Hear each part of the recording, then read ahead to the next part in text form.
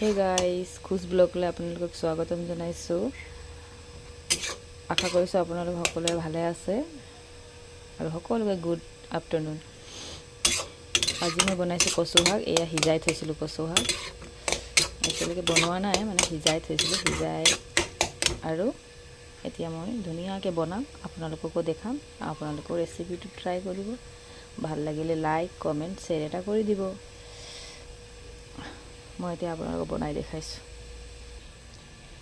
এয়া কেৰাহী গৰম হ'লে অলপ তেল দি ল'ব।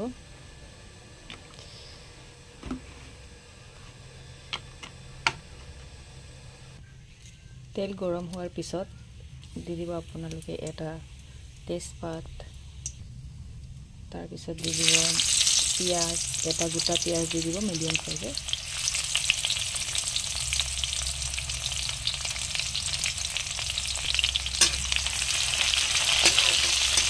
পিঁয়াজখিনি গোল্ডেন ফ্ৰাই হোৱালৈকে ভাজিব।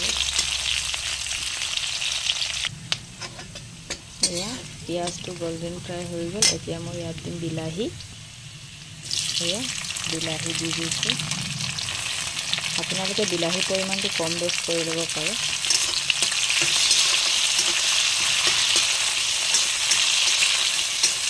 বিলাহীটো অকণমান গলি যোৱালৈকে আপোনালোকে ভাজিব।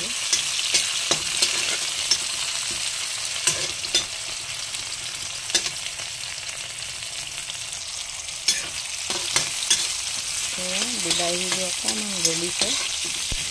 তাৰপিছত ইয়াত দি দিম মই গুটি জলকীয়া, দুটা কেঁচা জলকীয়া আৰু নহৰু দি পিচি লৈছোঁ।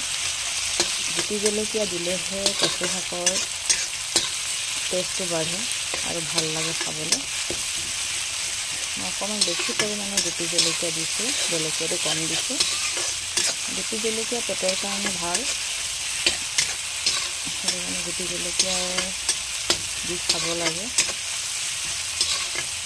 এয়া মই অকণমান দেৰি ফ্ৰাই কৰি লৈছোঁ আৰু ইয়াত মই এতিয়া এটা এটাকৈ মছলা দিম।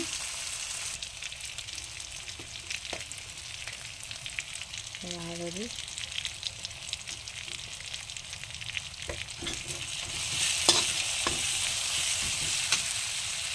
আপোনালোকে গেছৰ ফ্লেমটো অলপ কমাই ল'ব,